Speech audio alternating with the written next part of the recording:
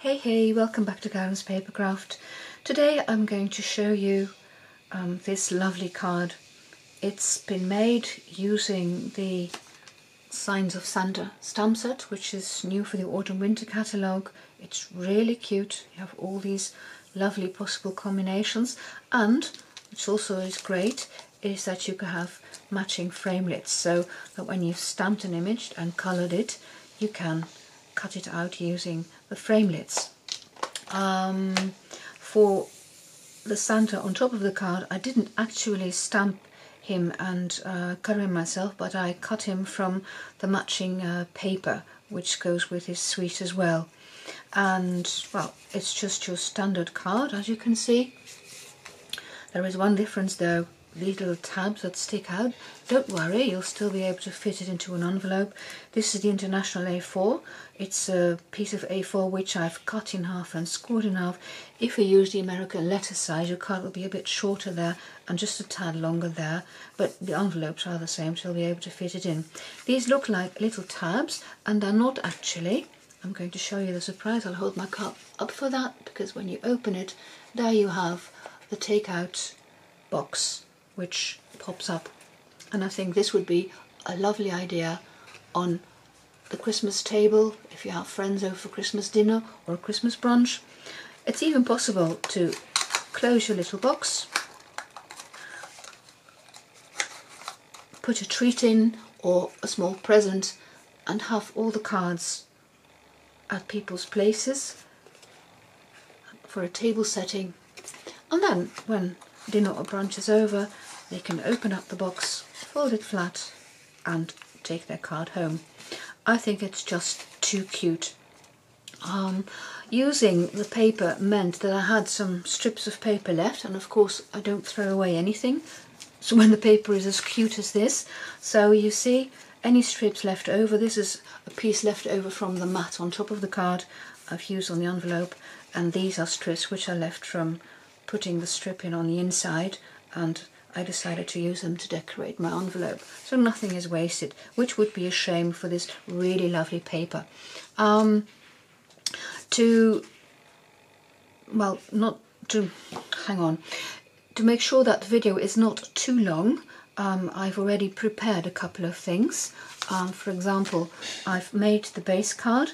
This is from the largest of the round stitched shape framelits. It's in Coastal Cabana, and I cut the Santa Claus from one of the matching Memories and More cards and mounted him on some dimensionals. Inside the card I have used two strips, 2 inches by, well, six-ish I should say. I stuck them down and cut off the excess, and this was left from that same card, this sentiment, and I cut it down, and then I adhered some garden green paper and Poppy Parade. That's the base colour of the card. And I used, for the pop-up, I used the Takeout thin lids, and I'm going to take out the one that I used. This is it, and you need it twice, and I can show you, you can get 2 from half a sheet of cardstock. First time around, you put it through your,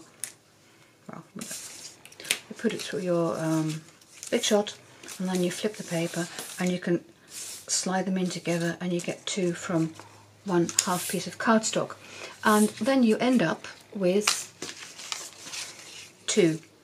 Now the normal way that you adhere them is that you stick the bottoms together, and then you can fold and use glue on these little flaps, of course, fold and burnish, and then you can form your box.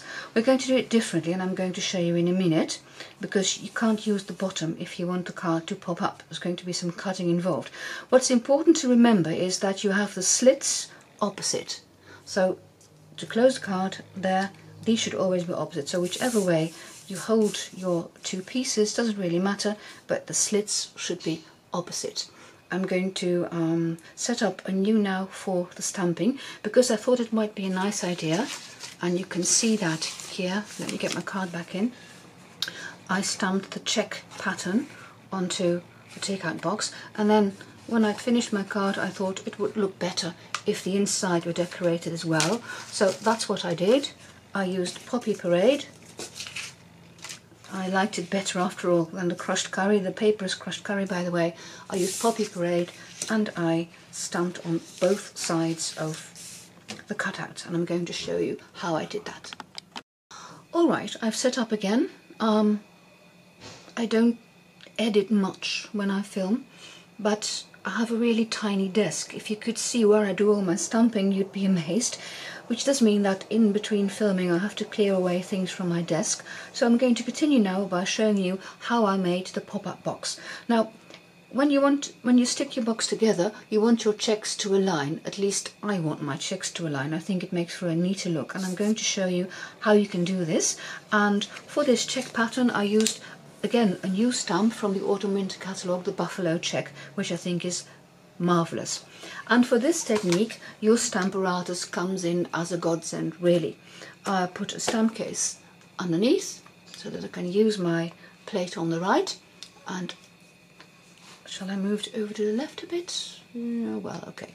I think you get the idea of putting ink on your stamp. Now what I did is I mounted my stamp, and I mounted it towards the bottom left corner, and I stamped it just once. This shows me where my stamp is going to be. I just put a piece of paper in, some scratch paper, put a magnet on top so that it doesn't move anymore, and I decided that I wanted my stamping to start there. So I drew 2 lines, and then what you're going to do is you get your score line from there to there, and all the while you stamp, you put one end of the score line on there, and you make sure that you have it aligned with the other one.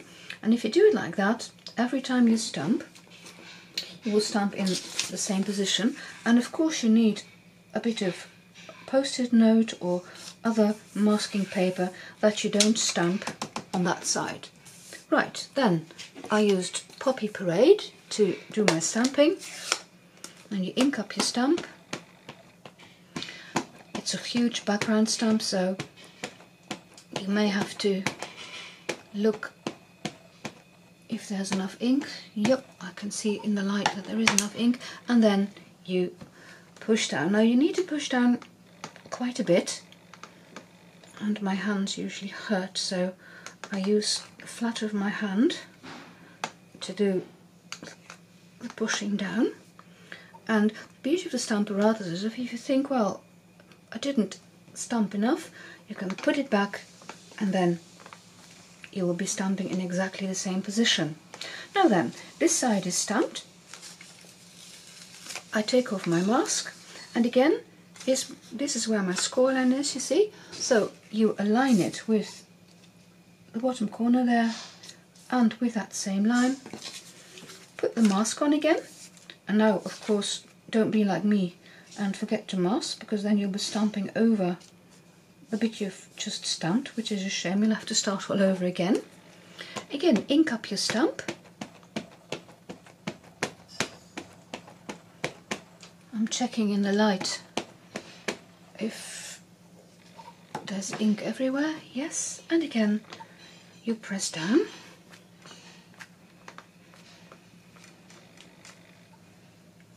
Let the ink really, well, I should say, let the paper absorb the ink.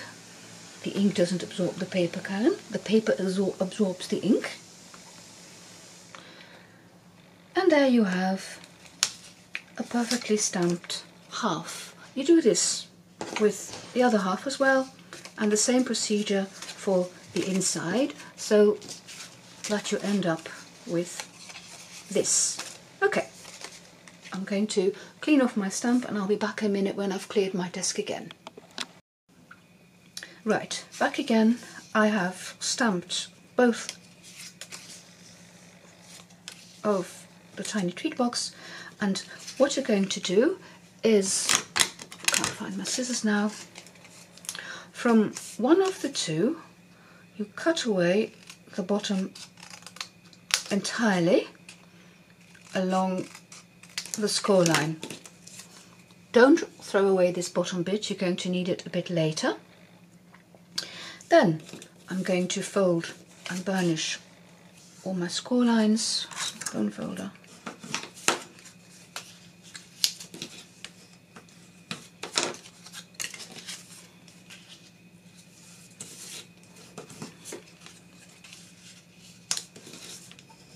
It's easier to do it before you stick everything down. The other half you're going to leave intact for the time being, I should say. We're going to do some cutting. We're going to do some cutting there later. And right, just this one as well, score line, and the side flap, and the top flap.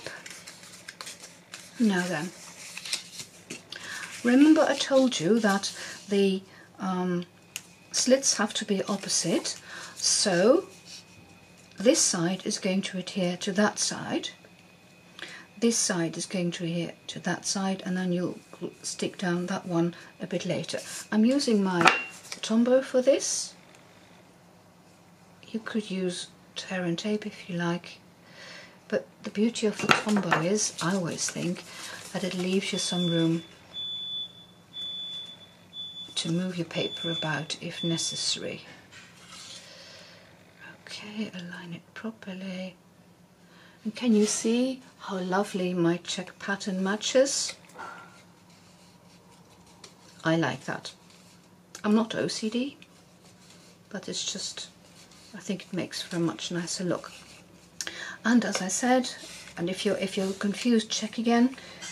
The slits are opposite, so this one adheres to that one. Again, a Tombow, and a little will go a long way.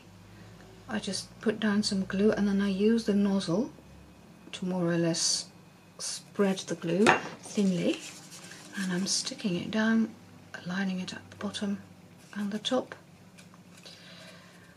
Just hold it for a minute until the glue really grips.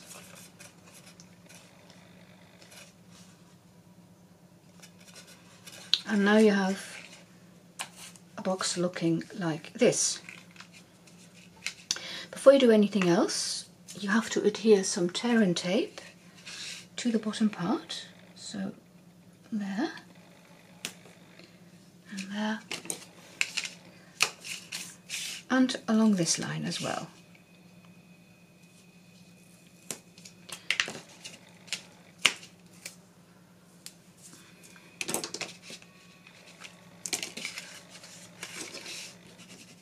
Press down to make sure it adheres well, and it will mean that later on it will be easier to remove the backing. Now I'm going to put some glue on the remaining flap,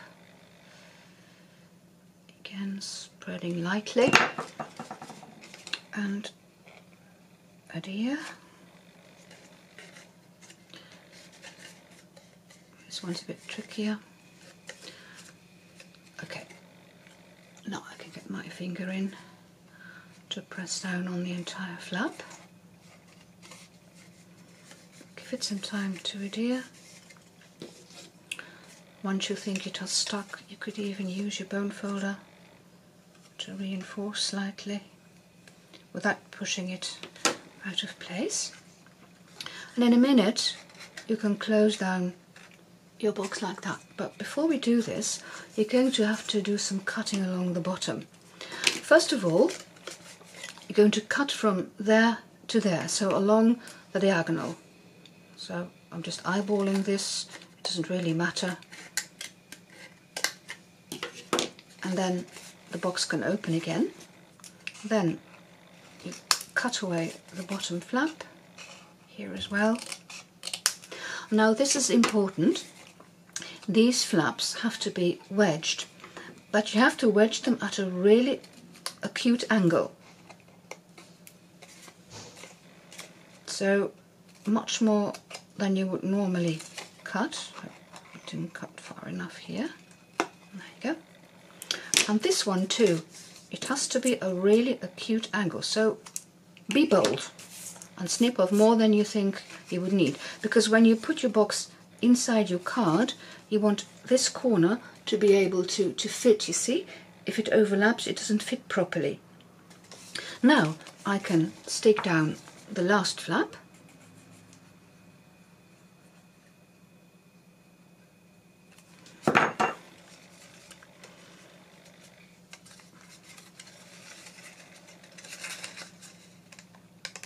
Tricky because I'm trying to think about staying in focus and staying in the middle of the picture where I'm filming.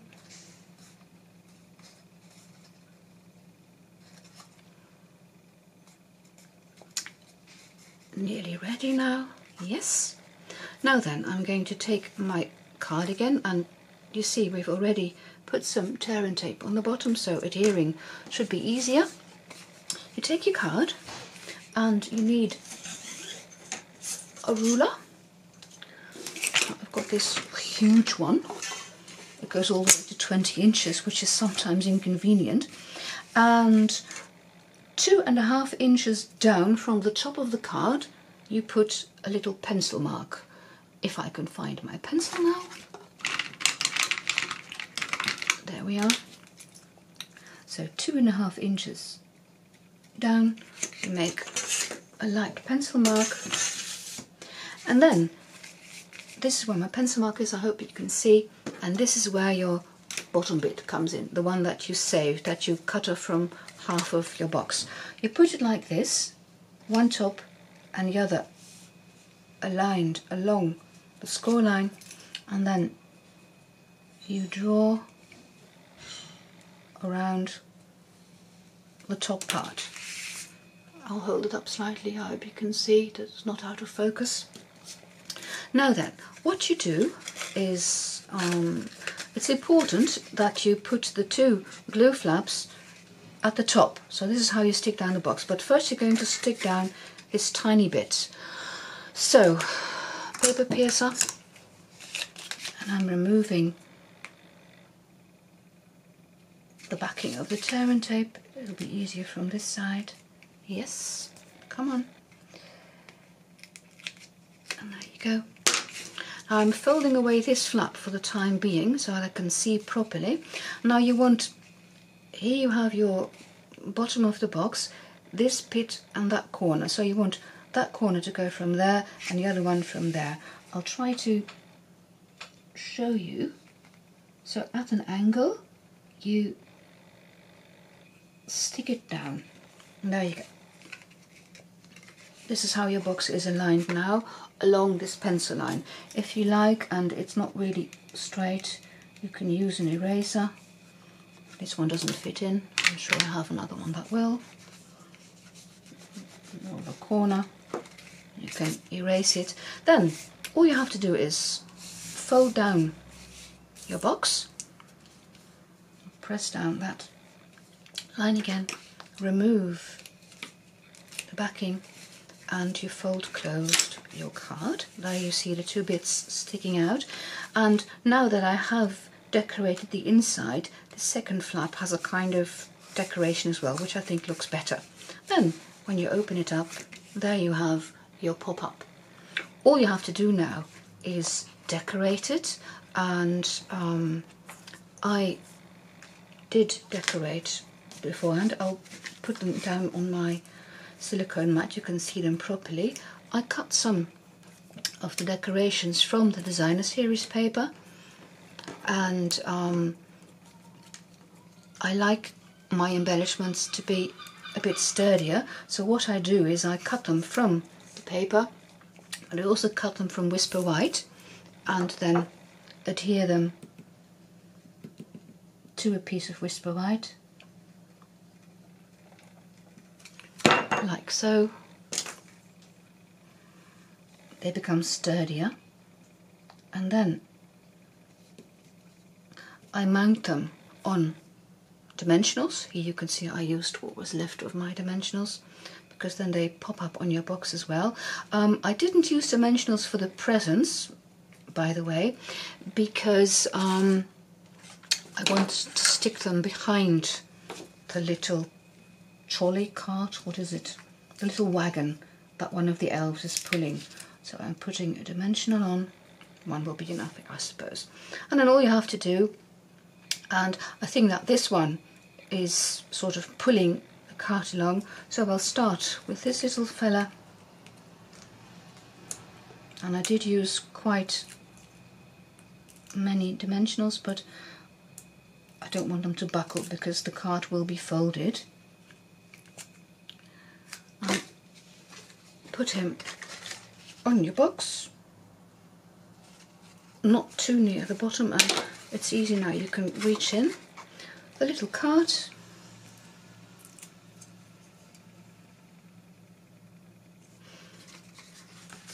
I'm looking where his hand is more or less okay, and then I'll use some Tombow for the presents, which I will stick just behind so that it looks as if he's really got them inside the little wagon. I'll have the elf on the other side.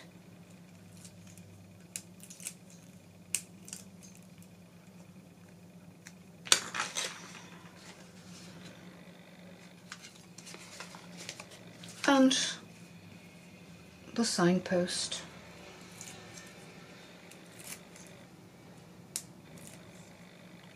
On the fourth and last side. North Pole, that sentiment is in the stamp set, and I just stamped it on top of the bit that I cut from the designer series paper. And there you have, I think, a really nice card. Well, thank you for watching. Bye bye.